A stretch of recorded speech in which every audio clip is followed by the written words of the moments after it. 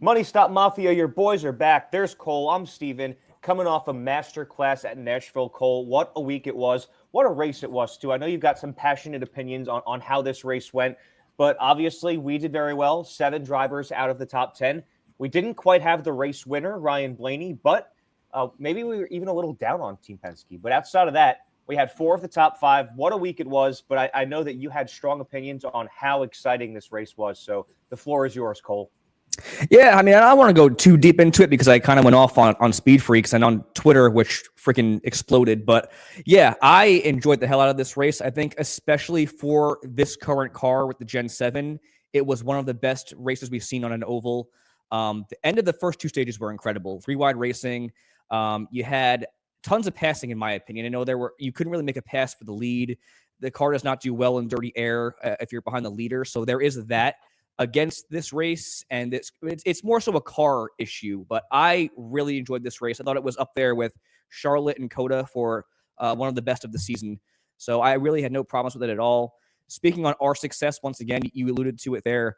We got 7 of the top 10 drivers highlighted in this episode, including 4 of the top 5. And I'll go back to what Cole and Steven from 2010 era would say. Epic fail on my part in dismissing Team Penske and the penalty and potential fallout from IndyCar. So Ryan Blaney, convincing dominant victory. All 3 cars now in victory lane, locked into the playoffs. We will not be dismissing them anymore going forward. And outside of that, it was just a really good analytical race from our sense. Looking forward to carrying some momentum here into Michigan, which making this outline today, feel really, really confident about the drivers we have lined up for this show. How about our boy Carson Hocevar, who's been just incredible this year? He's been a driver I feel like we spoke so highly of last week and pretty much every week this season. But second place for him, we had Denny Hamlin finishing 3rd, who was my winner pick. Joey Logano 4th, Willie Byron 5th. Kyle Larson somehow finished 8th. Tyler Reddick 9th. Christopher Bell in 10th. And we had 2 other drivers, Ross Chastain and Chase Elliott, inside the top 15. So putting a bow on Nashville, it was a very fun race. But as you said, it's time to turn the page to Michigan here. And our pre-qualifying odds-on favorite is, guess who it is? It's got to be the best driver in NASCAR, Kyle Larson. The best driver in motorsport. It doesn't matter what happened last week. It doesn't matter what track we're going to. It's always going to be Kyle Larson, plus 525. And we've got Ryan Blaney at plus 650, tied with Denny Hamlin. William Byron at plus 800. Tyler Reddick at plus 850. And we'll figure out where the starting lineup is at 5:40 Eastern time on Saturday, Cole. So, without further ado, favorites category. Kick it off for us. Yeah, so I love what I have seen from Denny Hamlin these past few weeks. Going into Charlotte, we had our apprehensions because they had a little bit of a backslide in terms of results. But, right now, that 11 team is riding back-to-back third-place finishes into a track where he has 2 wins. However, that last win came back in 2011. So we've gone through quite a few iterations of stock cars in that time. But I'm not shying away from that Joe Gibbs Racing stable once again for Michigan, and especially for this race. 7 straight top 10s at Michigan in that span, 5 top 5s, 2 runner-ups, and 3rd place twice, both in the next gen. So very similarly to what we've seen this season in 2025, riding those back-to-back 3rd place finishes.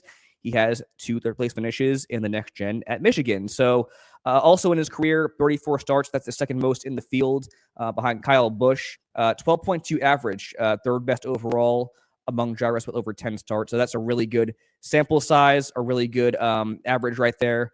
I have nothing but good things to say about Denny Hamlin and that 11 bunch for this weekend. I think your winner pick from last week might be a week too premature because he's going to be previewing things looking forward. Probably my winner pick for this weekend at Michigan. Another driver that we hit the nail on the head with last week was one of your winner picks in William Byron, who we went against the statistics and the history of Nashville because his stats numbers weren't that good going into that race. Same can be, yeah, exactly. He's an anomaly. Same can be said once again for Michigan. He now has back-to-back top 5s after back-to-back finishes outside the top 10 this season. And looking at Michigan, although winless and only 3 top 10s in 10 starts at this track, 2 of those top 10s have come in the next gen, including his career best finish of 2nd, which came at Michigan last year with 20 laps led as well in that race. Only one DNF and a 12th place finish in his other next-gen start. So the results haven't been, I guess, great. But you look at that DNF, he had laps led in that race. And just seeing what he's been able to do in 2025 and with this car in general, he has been, in my opinion, the best driver in the sport. And my thing here is they have William Byron looking at the odds list once again. He is the fourth shortest for the race win at plus 800. It's been a trend all season where he's had plus money or even money to place top five. If that's indeed the case once again, you got to hammer that. Take it all day. If they give me even money or plus money for William Byron top five, take it. My top two drivers for this weekend as favorites, Denny Hamlin, William Byron. Who you got? Best driver in the sport. I thought you said it was Kyle Larson, no? Well, I think in the next gen, you can make the case that William Byron, in terms of consistency, he is, in my opinion, probably the best driver.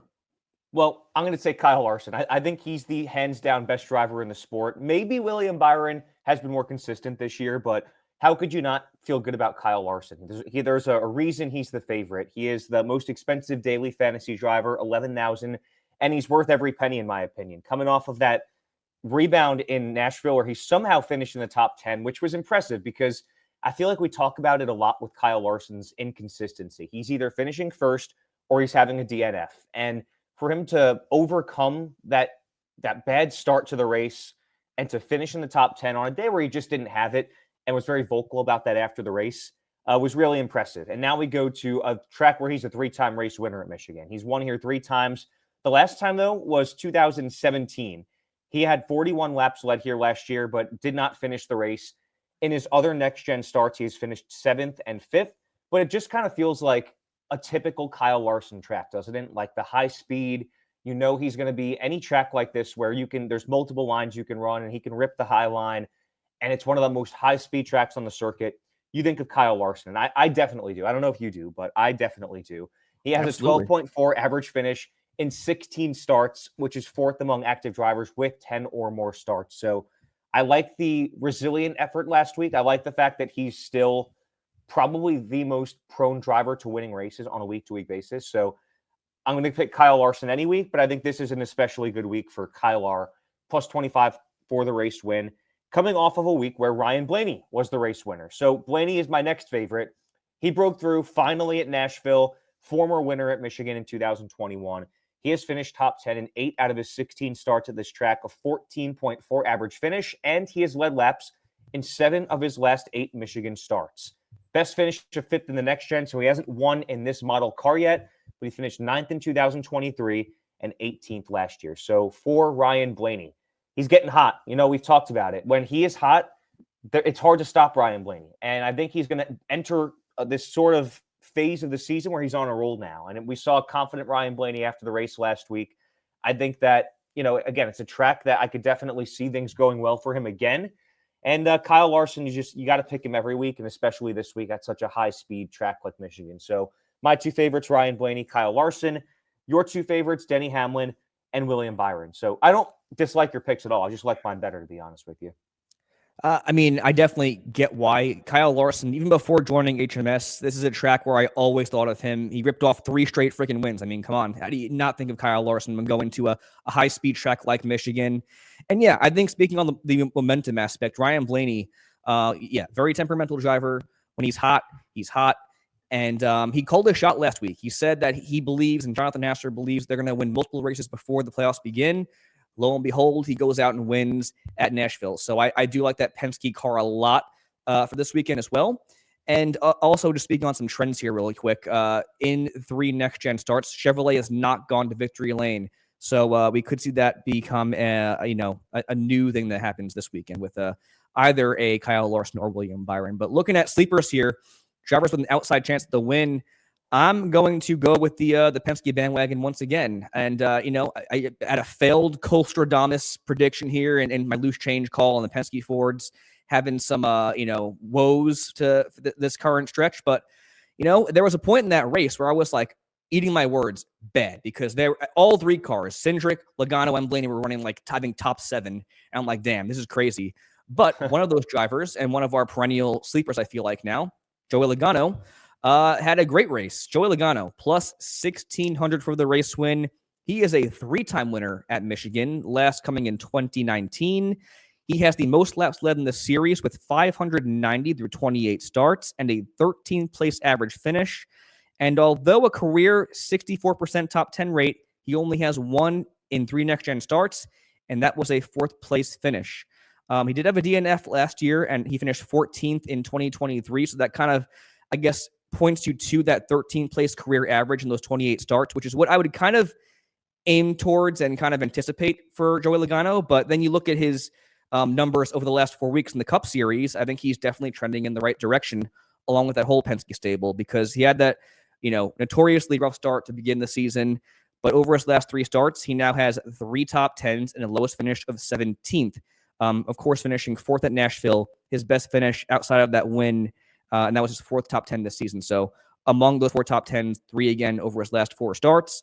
Like that driver, like that team a lot for this weekend. And then, of course, I think another one of our perennial sleepers is Chase Elliott, who you look at his race winner odds, and it's been trending down over the last few weeks, and I think for good reason. He's plus 2,000 for the race win.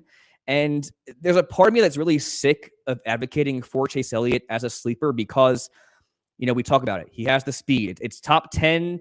He feels like he's trending in the right direction, and then he comes away with a top 15, which is what he walked away with last week. Exactly, a 15th place finish at Nashville, and I think those are becoming more common. It's been a trend.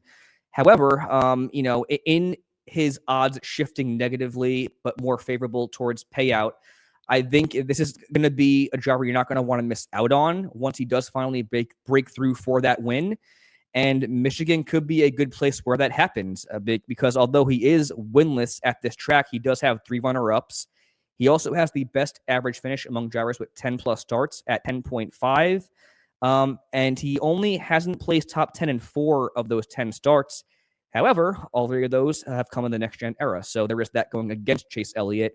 And he has a best finish of 11th in next-gen, finishing 15th with 29 laps led last year. So I think you look at his season thus far, he's been a very competitive, very consistent driver, just has not had race-winning speed. And truthfully, I feel like he's going to be more of a top 10 lock for this week. Or I shouldn't say lock, but more of a top 15 or top 10 play, top 15 lock, as we've seen in the next gen and in 2025. So I'm not really advocating him for the win, but it's more of a kind of like an alert to consider him as a sleeper bet going forward.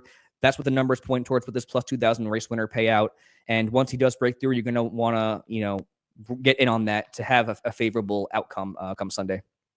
Yeah, I don't hate that logic. Like, I wouldn't look at Chase Elliott for a race win at this point either. In fact, if you had put him on, my name for the outline, I probably would have said I'm not taking Chase Elliott again, this week. Because put him on the outline again for you mean? Yeah, exactly. I'm not feeling Chase Elliott. Like, I gotta see it. I've got to see, like, race to race top 5 speed every week before I really believe in Chase Elliott. The fan of me wants to believe, but I've got to see more consistency first. There's just too many drivers that have caught up to that 9 team. And to be completely blunt with you, if we don't see that race winning speed come back at some point by the end of the year, maybe it's time for a change at crew chief. I really think highly of Alan Gustafson, but like, this is unacceptable. This is the 9 team. This is Chase Elliott. This is Hendrick Motorsports. I don't know that this is where they should be. And it's at the point where I'm seriously considering a shakeup in crew chiefs, but you're not going to shake up anything with the other 3 with Blake Harris or Rudy Fugle or with Criff Daniels because things are going so well over there. So you got to diagnose what the problem is. And when you go to Nashville and you see Chase Elliott running 10th to 15th the entire race, it just doesn't feel right to me. It doesn't sit right with me. So I'm out on Chase Elliott. I think you have your expectations in the right place, though. I would say expecting and hoping for a top 10 may be what we should be looking for. So you can have Chase Elliott this week. I'll give him to you. I'm going to take, though, a couple guys that are former race winners at Michigan and are legitimate sleepers for the win. I'm going with Kyle Busch first because Kyle Busch is coming off back-to-back top 15, so very quietly putting together a strong run here in the middle of the season. 12th at Nashville. He won at Michigan way back in 2011, so we're talking 14 years ago now. But he has 10 top 10s over his last 12 starts here. So you're talking about a very high floor for Kyle Busch, even considering the RCR stretch of races that haven't been obviously anywhere near his standard. The two outliers where he didn't finish top 10 were two DNFs, and they were his first two starts in the next-gen car when it seemed like things started to run downhill for Kyle Busch. So when he's finished races, all 10 races he's finished here, out of the last 12, the last 10 he's finished, he's been in the top 10. So if Kyle Larson finishes the race, or Kyle Busch rather, he should be in the top 10. So definitely think he's got the potential to win. It's going to take a lot of outside factors. Like there probably will have to be some calamity, maybe a late race caution, but he's proven he can do it here.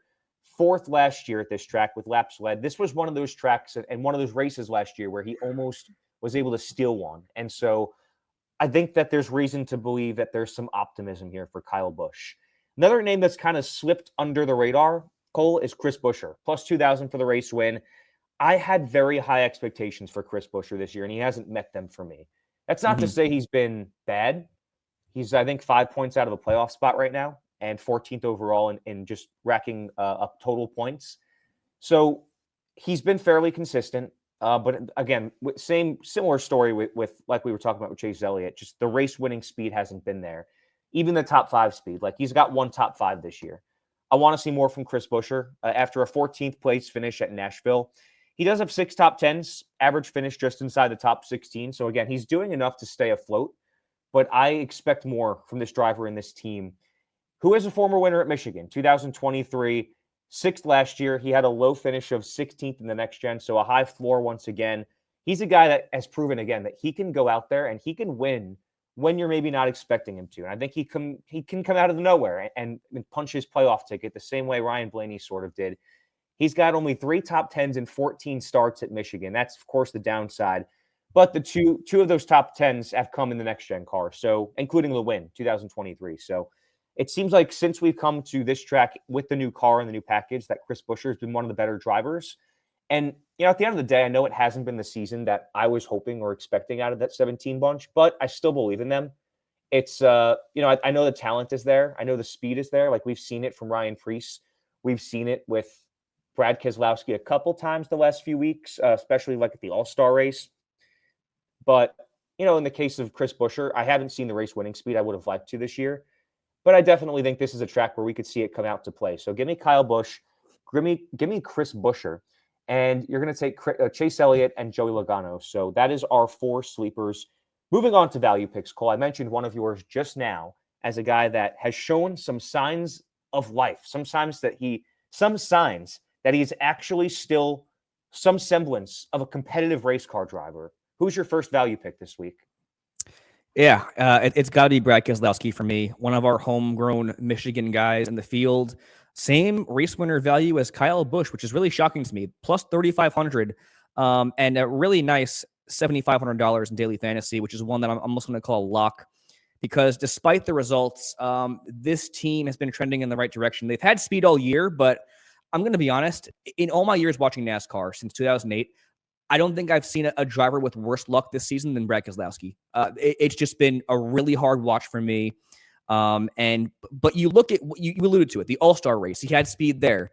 He had speed at Charlotte. He finished top 5. He also had speed once again at Nashville before a pit road miscue where he ran into somebody and had the toe knocked out and he finished, I believe, was 23rd in that race. So the speed's been there. The luck definitely has not. And it's got to equal out at some point. We've seen speed from Chris Buescher. We've seen speed from Ryan Preece. So I think it's been the best RFK car at this point in the season in terms of results and consistency. So I think you go back to your home track. It's going to be good vibes. And it's been one of his best tracks despite not having a win here. It's notoriously a track where he's been seeking a win. It's right up there with the Daytona 500 for him and at the race he wants to win the most.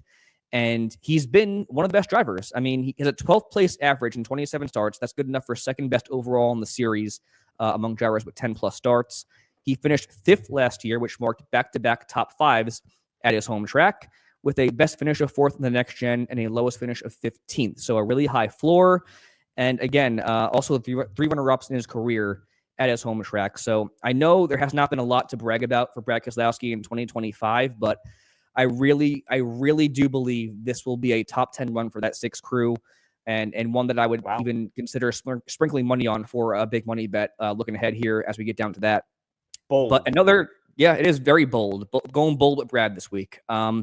Another driver I feel really good about is the other Michigan-grown guy in Eric Jones, who had himself a top 10 day at Nashville last week. He's plus 6,000 for the race win and a really nice $6,700 in daily fantasy. And he showed some serious speed in that race. He ran top 10 the entire time for his second top 10 this season, finishing 7th at Nashville.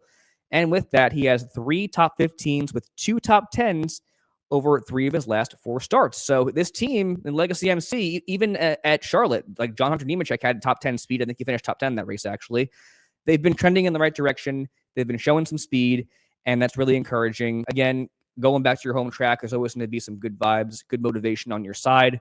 And although he only has 3 top 10s at his home track in 12 starts, he has a 15.3 average, which, for Eric Jones standard and running the equipment that he has in his Cup career, that's really respectable. If you could tell me that Eric Jones walks away with the top 15 at Michigan, I'd feel really comfortable having him in my daily fantasy lineup.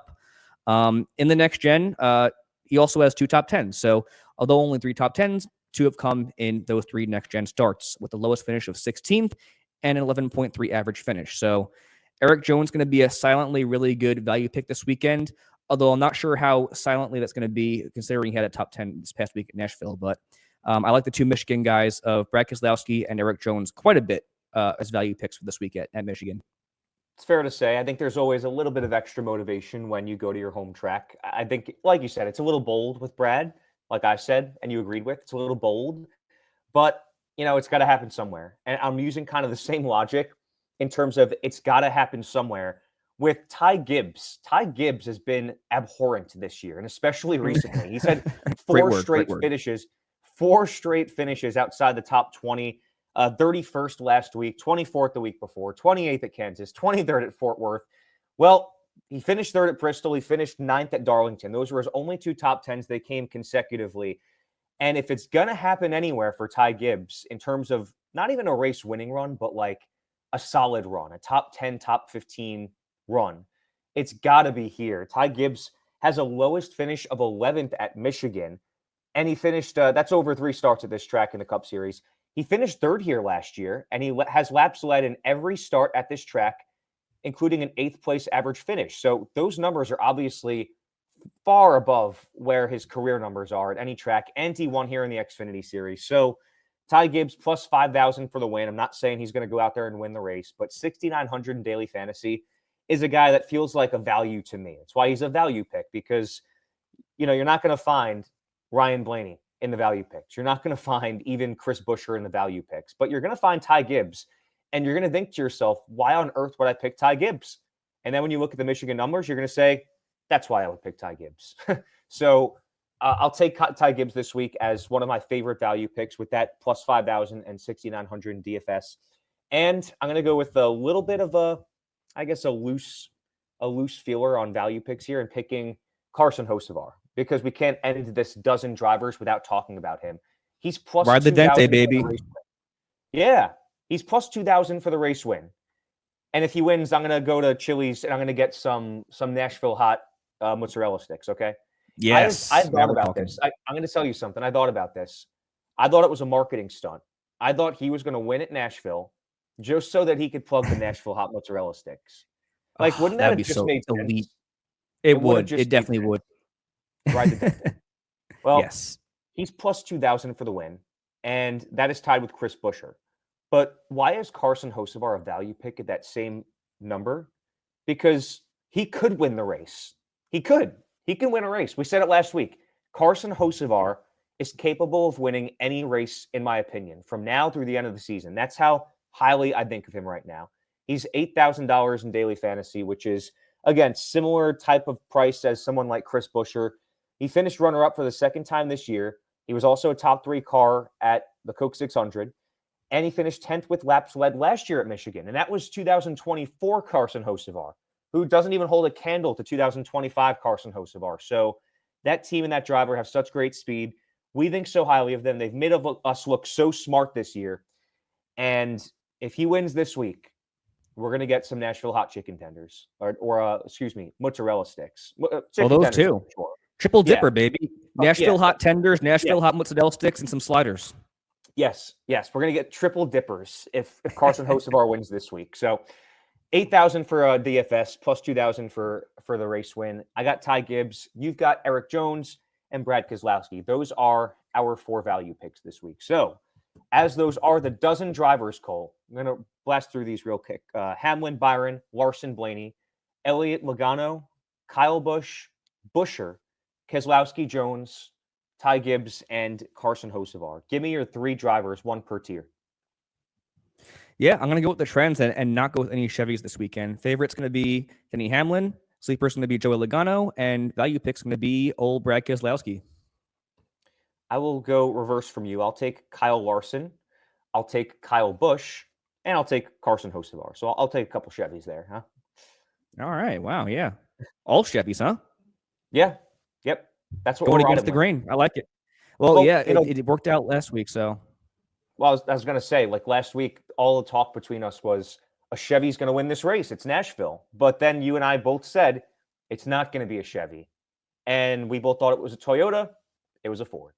So I guess we'll see what happens this week. Loose change. What did we not touch on here, Cole? I mean, I don't really have any loose change for this week, to be honest with you. I guess the only thing I would say is what we just alluded to is that, like, although the trends say one thing, it could be the complete opposite. You know, we said it was going to be a Chevrolet at Nashville, but we all both picked Toyotas and it wound up being a Ford. So, you know, we both picked a Chevrolet, or we picked a Chevy. You picked a Chevy, I picked Toyota, and it'll be a Ford that ends up in victory lane. And that could be Joey Logano. That'd be my pick. Yes, don't sleep on the Stangs. Kidding me? That's the loose change. Don't sleep on the Stangs. All right. I like that. How about some big money bets, Cole? Our favorite top 5s, top 10s, favorite prop bets where you can place a bigger chunk of change on here. I'll let you kick this one off. Yeah, so I have a few here. The only one I feel really confidently in is William Byron to finish top 5 at even money. I said it during my analysis. If the sports books are going to give you even money for William Byron to finish top 5, you take that all day, every day. Even if you lose out on it, like whatever. But he's proven time and time again that he's usually money in the bank for a top 5 finish. So that's going to be one that I'm locking in, loading up. I think the Ryan Blaney top 5 prop for even money as well is pretty solid. Coming off that win, again, very temperamental driver. This is a home race for Ford. So riding the momentum, riding the Dente, like Ryan Blaney to finish top 5. And then one more that I would sprinkle on, again, just restating my confidence in Brad Keselowski. He's plus 110, so just above even money for a top 10 finish. And I do feel like he will get that come Sunday. I have nothing to add to that except for this. I think you should just pick William Byron top 5 every week. And we should do a case study.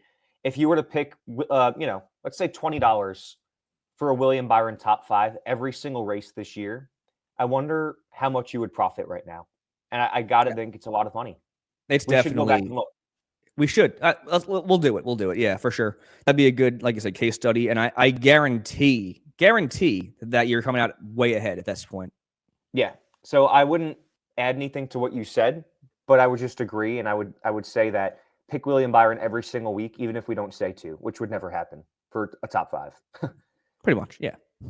All right. Let's talk some different kinds of bets here. Over-unders, which if you're thinking to yourself, maybe it's your first time listening to or watching the Money Stop, you can't do an over-under in NASCAR. Well, yeah, you can on Grid Rival, which is a NASCAR, IndyCar, and F1 betting app where you can do what they call better or worse, drivers to finish better or worse than a certain position. You can also do head-to-head driver matchups where there's sort of a spread. You could say that I have to finish within 3.5 spots of Cole when we go go-karting next week. And if I finish 3 spots behind Cole, then I win the bet, which, for the record, I would be favored. Probably, yeah. Usually. Yeah. At least you're honest. All right. Favorite better or worses and favorite head-to-head matchups. Yep. So just to restate last week's big money bets and prop predictions, we only got Ryan Preece to finish within 3 spots of Alex Bowman. We did not get any better or worse predictions correct. We did not get any big money bets correct. So that was an L on our part, but we're looking to rebound this week. Got some good ones here. For over-unders, better worses, I like Logano to finish 9th or better. I like Chris Buescher to finish inside the top 10. And I also like Kyle Busch to finish 13th or better this week. It's two others that I have on the outline that I don't have as much confidence in. Actually, I'm going to scrap that. I'm going to swap Busher for this one. Brad Keselowski to finish inside the top 11. Because again, I do feel confidently in that team this week. I think he's going to finish with the top 10. So Brad Keselowski, 11th or better. And then also I have Ty Gibbs on here. His numeral value is really good. It's 14th, better or worse. So Ty Gibbs to finish inside the top 14. He's finished 11th or better in all three of his Cup starts here. So that could be a good one to consider. And again, you want to look at those drivers with the like the higher prop values for better or worse finishes. And if you like any of those, you can parlay it with the head-to-head matchups. The two that I have here, I have Kyle Busch within 3 spots of Chase Briscoe. Went against the numbers last week with Chase Briscoe, who won the pole. He had a great first stage, faded towards the second, and wound up with, I believe, a 19th or 17th place finish. So he did not have one of our better days from the lineup or our outline last week. So Kyle Busch within 3 spots of Chase Briscoe. And I also like Chris Buescher to finish within 2 spots of Carson Hocevar, which could go either way. You know, Carson Hocevar has had top 5 speed the last 3 weeks. So maybe not as confident, but I wanted to give you a couple to kind of think between for those matchups. I like the head-to-head parlays a little better than the better or worses this week. I just think we did give very compelling reasons to choose why Brad Keselowski or Ty Gibbs could finish above those positions, but I think it's a little too risky for me. I think there's better bets to be made. Maybe parlay those, like you said, with one of the head-to-head matchups. I do like the Kyle Busch over Chase Briscoe one. I do also like Chris Buescher over Carson Hocevar a little bit, but it's hard to pick that one even with Carson Hocevar coming off of a second place finish. So I like our big money bets better, and I like, to be honest, just the race winner picks a little bit better this week than what's being offered with the over unders and the head to head parlays. So thinking about that, taking that into consideration, Cole, let's talk daily fantasy here. We've gone through a few values throughout the episode. I think this was a week where Vegas had the odds pretty much in line with what we're sort of thinking too at Michigan. And listen, we've had some pretty strong runs with daily fantasy at the longer intermediate tracks this year. So that being said, what do you think this week for our recommended daily fantasy lineup? Yes, there's a few ways you can go with this. And actually, I think there's enough value in the back end to where you can have somebody like a Kyle Larson or Ryan Blaney, your 2 most expensive drivers, as your ace this week. But for me, I like Denny Hamlin as the ace this week. Again, riding back-to-back third-place finishes. Team just looks really competitive right now. He's a 2-time winner at this track. I believe outside of Kyle Larson, he has the best average finish in the next gen as well. So I would definitely go with him. Also, 7 straight top 10s, obviously, at this track. I like him as our ace. I have a lot of confidence in Joey Logano. I got to be honest. I had Hamlin as my favorite going into this week, but I've been talking myself up on Logano, and I feel really confidently that he will have a race-winning car as well. So he's our second driver that we got. And then from there, it's how you build up the back end with the value picks. I have Eric Jones as our cheapest driver, along with fellow Michigan native Brad Keselowski ahead of him. Then I got another RFK Ford and Chris Buescher, and then Carson Hocevar as our third most expensive driver. But if you wanted to, you could swap Carson Hocevar for somebody like Ty Gibbs and fit in a Kyle Larson or Ryan Blaney. So it's kind of personal preference, who you feel most confidently in. But I like our lineup of Hamlin as our ace, followed by Logano, Carson Hocevar, Chris Buescher, Brad Keselowski, and Eric Jones.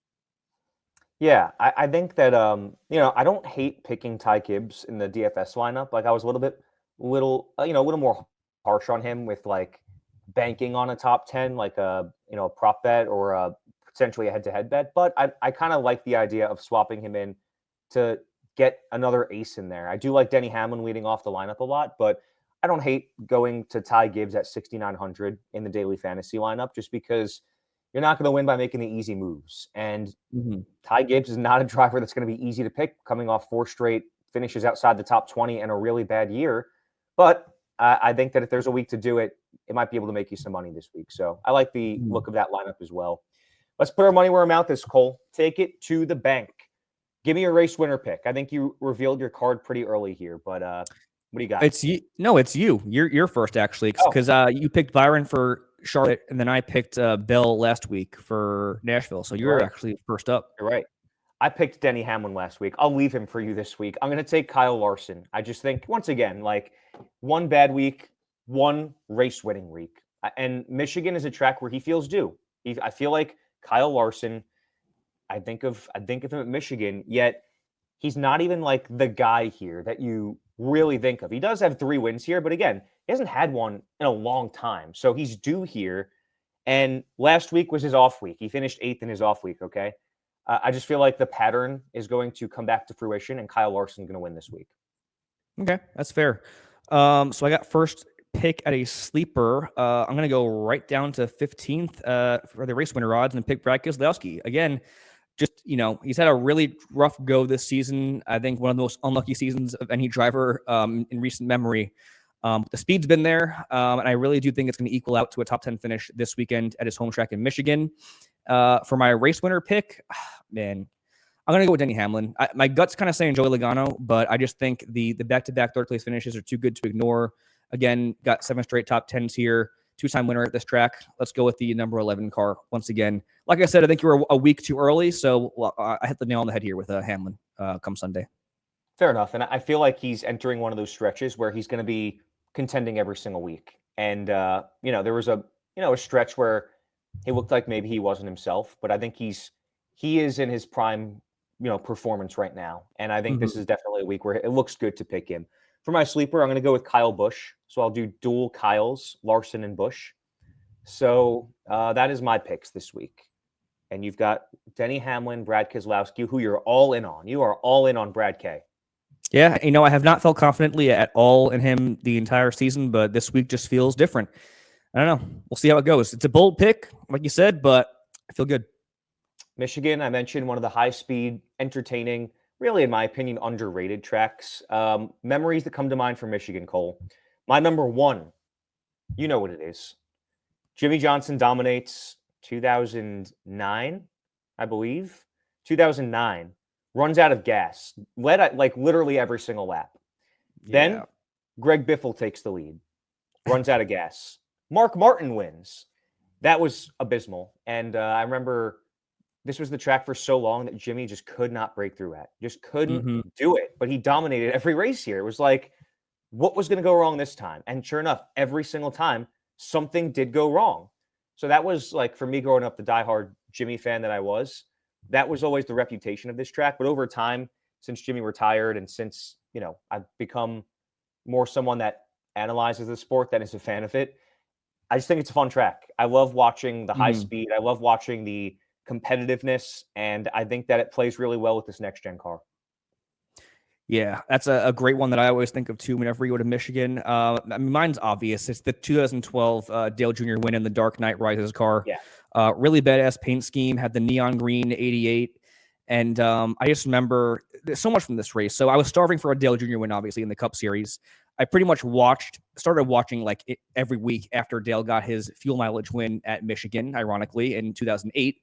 And then after that, all I saw was the 2010 win in the 3-car in the then nationwide series. Right. So seeing him win this race was incredible, badass burnout. And I also remember from this race, also to bring Mark Martin back into the fold, he had spun out and he spun onto pit road, and the pit wall, where it began, his car got wedged in there. And I remember that scene very vividly. But yeah, it's the Dale Jr. 2012 Dark Knight Rises win. Awesome day for Cole.